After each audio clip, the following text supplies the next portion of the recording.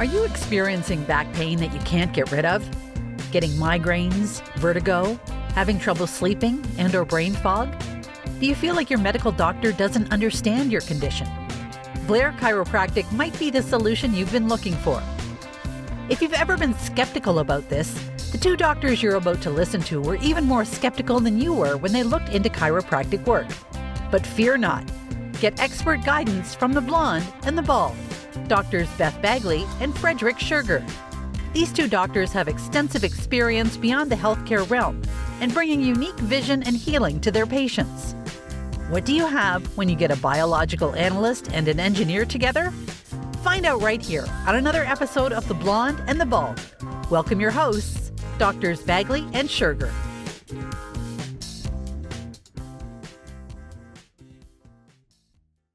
Welcome, everyone, to The Blonde and the Bald. We've got Hi. Dr. Beth Bagley here. She's at home. I am at home, so if there's background noise, apologies. I, Dr. Frederick Schurger, for those of you who are listening, am still sitting in my office because I was running late with a patient that, well, there were two patients, and we'll talk about the situation of the one from a larger scale here in a little bit. But then I ran late with my next couple of patients, and the last patient needed a new image. Yep. And Which still takes time, It takes even though time. it's faster than it used to be. Oh, yeah, it's 5 minutes to do the whole thing, but it's still 5 minutes. And when it's 5 minutes at 5:45, it takes a little bit of time. So we're getting, we normally like to start this right at 6 o'clock. And I'm looking at my clock right now, and it's almost 7:10. So this is how sometimes life goes in It is. especially in an upper cervical practice, when you Yes. have these difficult, tricky cases that come on in. Let's talk about one of them. Let me pull up this picture you sent me the other day, because holy this is, it's funny because before I pull this up, I'll hit the button in a second, but there is this discussion back and forth within the chiropractic profession where a lot of people say, oh, you don't need x-rays. It's based on a superstition, or it's based on religion, or it's based on, and I'm like, holy cow, what got under this guy's burr? And this was a newer paper that just got recently published that I'm referring to, where this guy out of Australia basically said, hey, these folks, because of their founders, they're referencing scripture and they're referencing mumbo jumbo hocus pocus. I don't know what the heck he's trying to I get don't have a at. problem with referencing scripture, but I don't. we have science too. Yeah, exactly. And this is where, especially when they start saying, oh, we don't need x-rays to figure stuff out. Let's just say this kind of patient comes in. And for those of you who are listening at home, this is a styloid process that is largely ossified. It has turned into a bone. In fact, sometimes it gets, and Dr. Bagley's putting a finger down the side of her neck. And it's the about size of an index finger. It really is. It really is. The and if you've ear never, to the hyoid bone, which is in the front of your neck, right where your cartilage is. If you've never heard of the styloid bone, it's because generally it's, maybe, half an inch long. It's really small. It comes off of your skull just outside of your atlas area and then drops down and actually is part of a muscle that comes down and takes care, joins the stylohyoid muscle, hence the name. The muscles are really easy. Once you understand that muscles sort of describe where they're starting and ending, and you understand that the styloid process and the hyoid bone are the connection. Are the connections. It's really that easy. It's just like I think 70% of them are that easy. yeah. It's like, okay, what are the origin insertions of the biceps? I'm like, all right, it's been ages since I've looked at that. I'm not going to be able to say, I know it's right in here, and then it's right up here on the shoulder, especially the clavicle or the shoulder, not the shoulder blade, but rather the collarbone, for those who want the layman term. But sometimes they're that easy, and sometimes we get a crazy picture like this one here, where somebody's entire muscle has ossified. The whole muscle. The whole muscle. Other than that, like this little bit at the bottom. Yeah, there's because it's not the muscle. That it doesn't look like that bone is touching or hasn't jointed with the hyoid. Right, but it's close. And this is important because if you don't see this thing, some of these are really thin, and this one's honking. This one's honking. Like I said, index finger size. Some of these are really thin, and there is a concern that atlas adjustment could break them. Now, we're going to talk about, well, let's just address that real quick. We have, with this technology, with the cone beam CT, we are seeing these things all over the place. Yep. And it's called eagle sign. Dr. Bagley, will you explain what eagle sign is? Well, eagle sign is just the seeing an extension of the hyoid or the styloid process. But it can lead to a syndrome, right? Which is the eagle syndrome. What else is the sign? It's just that's the sign. So yeah, it's this. But not everybody who has this has eagle syndrome, which I find interesting because I'm like, where's the crossover? Because someone like this person, I would assume that he would have the symptoms of it, and maybe he has a couple, but not. Every time I have to look it up because I'm like, what symptoms where, and like he doesn't have these symptoms. So what are the symptoms? Why don't we get into that, since you looked it up more recently than I have? So like neck pain, like here. Let me go Eagles syndrome because I looked it up, but I want to say all of them because there was something associated with elongation of the styloid process or calcification of the stylohyoid ligament, clinical characterized by throat and neck pain radiating into the ear. And then there's other things too, which include difficulty swallowing, feeling something stuck in the throat, tinnitus or ringing in the ear, and neck or facial pain. So this guy has neck pain and he feels unsteady all the time and foggy. So honestly, he has a subluxation of the atlas and a lot of other problems through the entire spine. I mean, I think he's an older guy. If you look at this, a lot of people say, Doctor, I have the Arthur. And it's like, yeah, you do. This guy does. That's a lot of arthritis there, a lot of degeneration. And if he's an older guy, no surprise, his body's been through a lot. And the question is how long has he been out of adjustment, out of proper biomechanics, and his body is just breaking down because of improper biomechanics. Oh, I've got a great idea. And so his initial injury was that he never got help for was at work in the 90s. Sure. So this has been some years now. Okay. So definitely we can see there's stuff that's out of place here. And again, this is like one of those bones. We can work around this, and I will. Yeah. And the cone beams have been showing this so much more. The question is how many of these have we missed over the years to any significant level? Because it could be. I don't think that we would have missed this one on an X-ray. I'll be honest. Certainly not. This one should have come up just bright and honking, and you're like, why does my atlas not show up properly? Yeah. In fact, I'd be curious to see what the X-ray view would look like in this case, just to get a sense of what it would have looked like otherwise. But yeah, it's generally these things are small. Any concern about the smaller ones certainly getting broken seems to be unfounded, because as much as we find these on cone beam CT and we just didn't see them on X-ray, suggests to me that they were there, you could just not visible in the same manner. And if they were there and we didn't know about them, and yet we were still adjusting in this area, we did not have the traumatic issues with sometimes, with effectively the breaking of a bone. Yeah. So question, if a person like this was to get like a rotary style diversified adjustment, would it be a problem?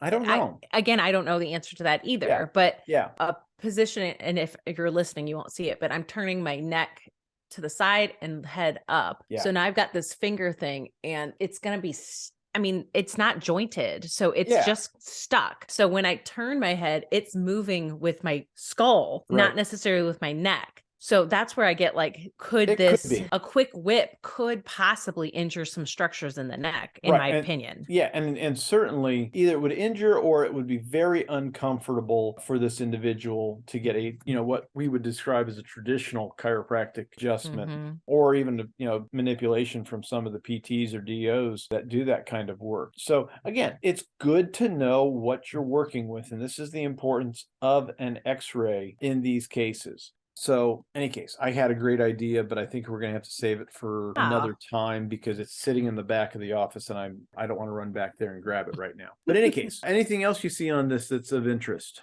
He's got severe osteoarthritis of the facet joints, and I honestly haven't gone through much of it yet because he just came in today. So I'm excited to work with him though. Sweet guy. No, I really like him.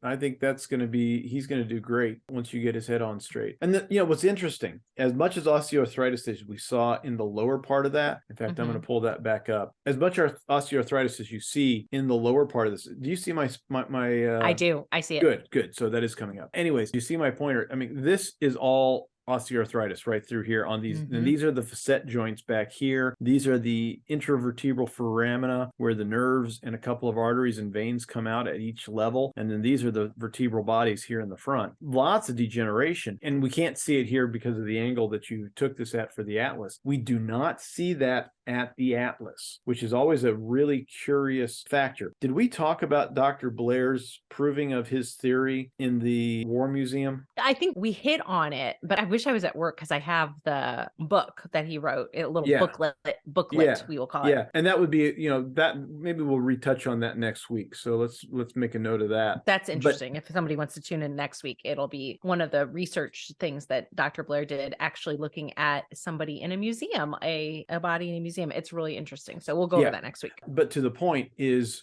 in that case, and we'll explain, there was a lot of arthritis except at the Atlas. The Atlas was the last joint in this for that man to fuse. There is a natural situation where the Atlas does not get very arthritic. Body protects it. And our body protects it in one shape or form or another before that one breaks down, even though it's out of place. Yep. Which, wrap your head around that one. That's like getting back to the biblical verses. There's good knowledge there. And as one of my patients and I like to describe, we are wonderfully made, fearfully and wonderfully made. And yes, we are. We understood anything that's going on there. But in any case, that's, that was the point I wanted to point out there. So yeah, we don't see a lot of arthritis at C1 and the occiput at the cranial cervical junction. Below it, we see a ton of arthritis. Oh, you can see it all the way through, up and down. And, depending upon the patient, some, older patients like this, I've seen patients have no arthritis. And then I had a 25-year-old, 26-year-old young lady come in, and her neck is a complete mess.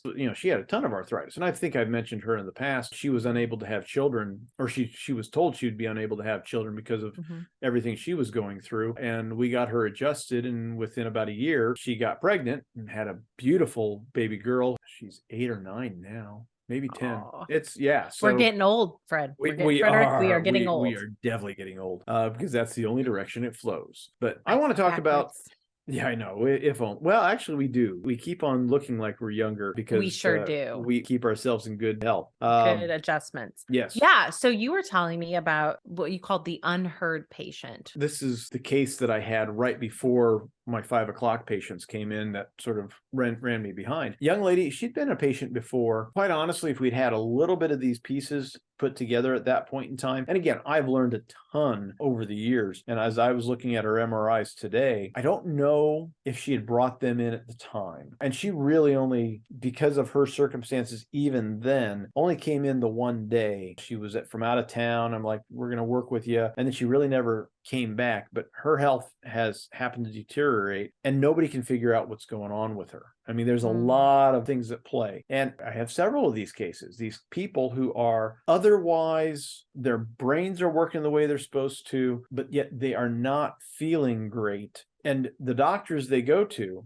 and St. Louis might be a little bit better because you've got the large metropolitan area, but here in the Midwest or here in central Illinois area, we've got some great doctors, but they're few and far between. And finding the right doctor who can start to put together all the pieces is becoming more and more problematic. And these patients just simply become unheard because they go in for their visit with their medical doctor and it's, well, you have 7 minutes to figure out which pill I need to give you to figure out, that's got to be frustrating. And it is, she's got, multiple problems. They're suggesting EDS at the very least. She's got some torn ligaments that she doesn't know how she ever got into this pinch, as it were, because she doesn't have any car accidents sitting around that says, oh, it was this car accident, it was that car accident. I played sports in high school. So it could be any of a number of things, but she does remember somehow she was grabbed by the head. Either case, whatever it was. So definitely, she's in a pinch and she's, her health is deteriorated. And I see so many of these. I've got another patient. He was military vet, Marine, and he ended up, like I said, I've got to sit down with him and we'll have a long talk on a podcast here in the future. But he was basically honorably discharged for health issues after a car accident. They couldn't figure out what was going on. And it's interesting how some of his symptoms, he's like, Doc, once we get the head on straight, now all those symptoms start to dissipate. And then if it's like between visits or on the weekend, and I know I can't get in touch with you to get checked, all I have to do is apply a little bit of pressure and lay back, and all of a sudden I get some of that relief. And he's been identifying this for a while, but yet his doctors, they're not looking at the upper cervical work that we do here. And oftentimes they dismiss it, his anecdotal experience as being, well, you're just making it up. Let's get you to the psychologist or psychiatrist and get you on some meds to help you on your way. And it's just, you feel so bad for these people because they don't know.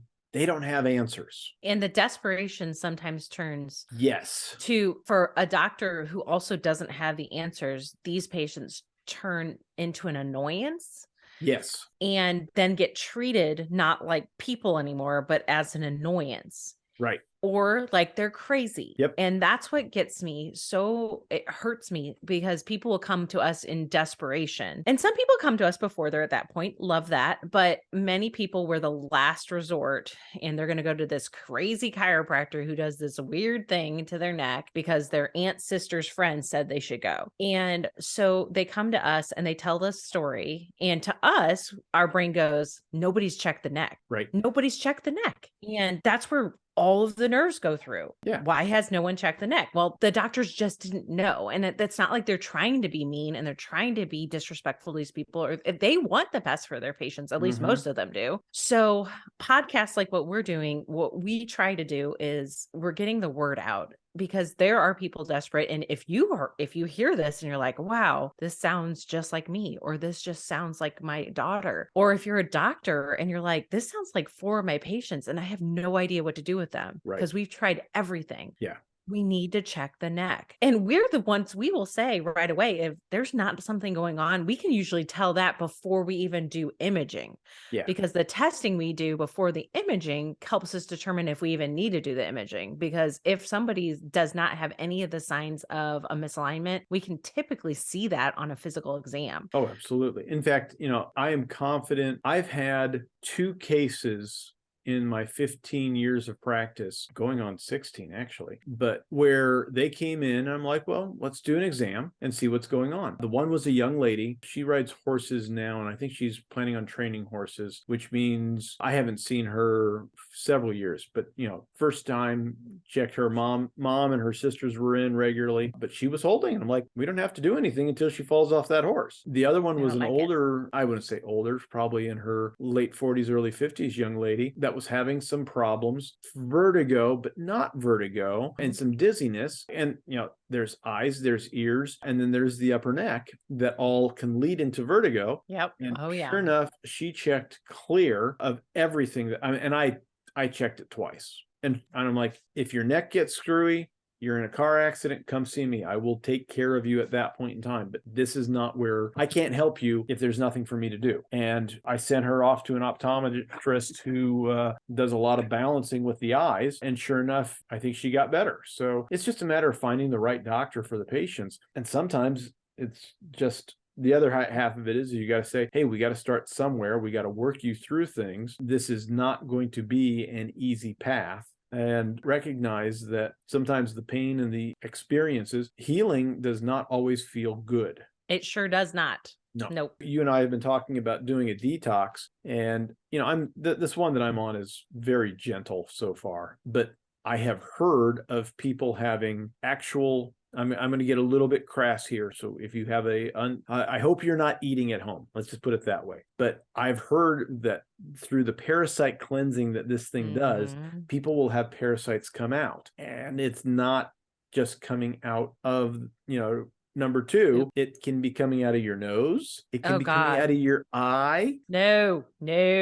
Gums. I mean, like, nope. Ew, I don't want it, but I also. But at the same time, I don't want those in me. So if they're going to come out, please come out. But I also will have nightmares tonight over that. Well, so thank you for that. You're welcome. Eyeballs. Wait. I don't do eyeballs. I've got an Australian joke that I need to send you. Did I send you that one about the cute little guy? Here, let me go get this other picture that was really funny so that everyone can appreciate the funny. Have you heard of a product? oh gosh, what is it called? Now I keep thinking EDS, but it's not that, because that's what it is, a TRT. It is a zeolite. Anyway, it's supposed to absorb heavy metals in the body. RT. I have not. That does not ring a bell. TRS. It's TRS. TRS. Detox. And it's a zeolite.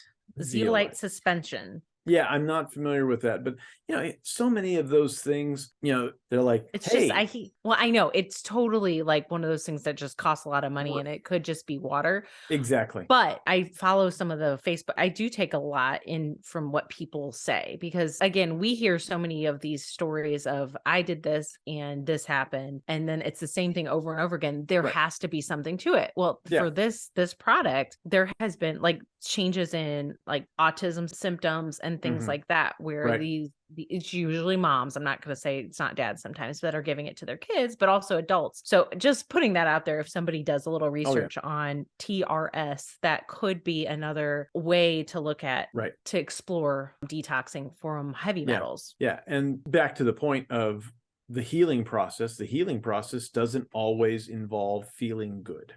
Oh, and that's what my point was, is many people will talk about on that Facebook group, is that when they start taking this spray, is that they definitely dip, and they can actually release some parasites too, but they will have symptoms, and sometimes they're pretty nasty symptoms as they're going through it. And I think that that's kind of cool. It sucks, but it's kind of cool. Yeah. Here's the funny. Not all Australian animals will kill you. Don't get me wrong. He wants to, he just can't. Oh, that's cute. What is that? I don't know, but for those of you listening, it is some sort of cute little mouse jaguar looking thing, but it's the size of a mouse sitting obviously on a thumb. that has to be photoshopped, otherwise I want one. Yeah, exactly, right. It just looks adorable. So it's adorable. It's just one of those funny things. Anyways, for these people who are these unheard patients, and I feel like I'm just seeing a lot of them. They've been in and they do great. Because they do. It's unbelievable. And also, when you find a doctor who we care, we actually care about you and want the best for you, and we'll tell you if this isn't going to work. Like, if we don't think you're a candidate for care, we're the first ones. Like, we don't want to waste your time or waste our time or waste money. Honestly, we're not in it for the money. I mean, we need money. We need to keep our lights on, but that's not why we do this. But the truth is chiropractors in general tend to be listeners. They tend to we have a caring heart, and if you are suffering and need someone to take the time to actually listen to your story and put it together, because we also have science brains. We care and we have science brains, which is actually they don't always go together. So actually, I was just talking about neurosurgeons, and I was like, I don't even need, if I was having neurosurgery, I don't need you to be warm and fluffy with me. In fact, I don't want them to be warm and fluffy. I don't want it. I would rather you be curt and be like to the point and be really good. We need Spock. I want a Mr. Spock. I don't want Captain Kirk. But Mr. Spock would be able to fix it with like his fingers. He'd be like, Now, for those of you who are listening who feel that you're one of these unheard patients, also realize that we are not going to spend 3 hours with you just listening to you moan and groan. No, it's not about complaining. We are going to listen to you and figure out, all right, what can we do and what are plans of action? We don't have to do the plan of action, but we do need to identify that there is a plan of action that can be taken. Because sometimes the best plan of action is, all right, we got through half of the exam and we took a picture. You are exhausted and you can't do anymore. And I have a waiting room full of patients tomorrow. Schedule for the next one. We're going to do some more time tomorrow, because this takes a lot out of us too. Because we joke about our 3 days of office time, and then the rest of it seems off. Some of that is decompressing to deal with our own lives and everything else that's going on around us. But we're going to sit down and talk. We're going to spend more than 7 minutes. We're going to do an exam. We're going to take pictures if we so find that we need to. And we probably will. And yes. And then we'll go over those pictures. More importantly, later. We're going to review those pictures. Yes, we'll review them and then show you them. Which so many patients I say, oh, did they show you the MRI, or did they show you your x-rays, or did they show you your CT scan? I almost never hear anyone getting to see their pictures. They just get a report that goes onto their portal. Exactly. This patient had the same thing. And she's like, no one's actually looked at this. And I'm like, yeah, because I can. Now, granted, have I had 100 extra hours of just MRI training? Yeah, I have. I'm not. That's part of my stuff, and you haven't. And the reason you don't want that is because you're just going to pick my brain, and there's nothing wrong with that, and you do. I do that. But in any case, the point being is we've got to figure out what this is best for every individual, opposed to being a cog in the machine, because we are not cogs in the machine. No, I don't want to be. No. I don't want that. It's sort of ugly. And last night's Mandalorian, for those who are not paying attention, episode 3 of season 3 was out last night. And it was, for those of you who are watching The Mandalorian, and when this comes out, you'll know what I mean about the weird cog in the machine episode. Have you watched it yet? The last one we watched ended when he went underwater. Nope. So the new. So I've not watched the new one. You have not watched the new one. You'll understand that once you watch it. You'll be like, huh. This is interesting. Anyways. Yeah. And I don't think medical doctors want to be that either, but they are stuck in a paradigm right now. That's not their fault. Yep. And there are some that have escaped it. It's a little bit of their fault. Well, it's not the current generation's fault. You know what I'm saying? When you are in a system, I'm going to say it is only because they are not asking. They're playing by the rules, opposed to trying to step out of the game. Which is what we do. And we stepped out of the game right off the bat by going into chiropractic and said, no, I something is wrong with that paradigm. It is. And COVID really made that obvious, because as I'm listening to Peter McCullough's podcast from this week, and this week is 3/16. Well, today's the 16th, but he was talking with his new partner, who basically said, oh, I'm going to do some research and figure out what takes care of coronaviruses, and looks at, oh, here's a paper written by Anthony Fauci that says chloroquine is good for getting zinc ionophores into the cell. Sure said it. Anyways, this guy was already outside of the system, and his patients during early COVID did well. So it's a matter of having doctors that are paying attention and doing their due diligence. And so when people get frustrated they're like, any of the doctors that help me don't take insurance. So I hear that, and I'm one of them. I don't directly take insurance. Nor do I. I'll give you a super bill, which is a bill that allows you to turn it into your insurance. And at that point, they might pay. Some people get paid, other people don't. But I don't take the time to play that game, because that game then puts us as a cog. We're back into the cog, and we have to obey their rules and follow their recommendations. And, oh, you only get 6 visits, and, oh, that's not covered, but this is, so do it this way. And I'm like, we're not going to play that game, because that does not help our patients. And what's funny is these two doctors, because Dr. McCullough is coming out of the insurance game to work with this group, they are doing, it's not quite concierge, it's a slightly different form of that. But the funny thing is they started figuring out the dollars with the copays and everything else. Most patients are paying a little bit less than they would if they would have gone into the system and met their deductible.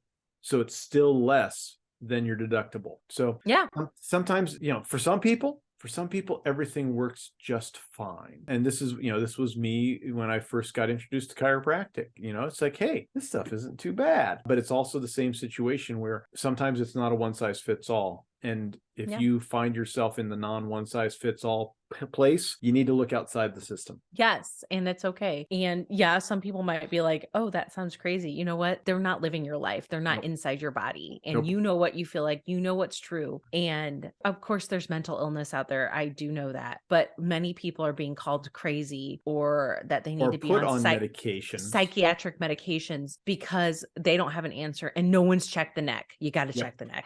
Yep. Got to do it. Yep, absolutely. So, well, I think that's a great place for us to wrap up for the evening. And we will be back next week with another episode of The Blonde and the Bald. I'm Dr. Beth Bagley. I'm in St. Louis, Missouri. You can find me at www.precisionchiropracticstl.com. And I'm Dr. Frederick Schurger in Springfield, Illinois, KeystoneChiroSPI.com. We look forward to you listening to us next week. Send us comments. Everything should be going live very, very soon. Please share what you're listening to. Closer to getting questions answered. And we'll be more than happy to share any questions that you have. Yeah. And if you post questions and it's something that we want to bring up in the podcast, we will gladly bring it up and talk it over. Have a good one, everyone. Have a good evening.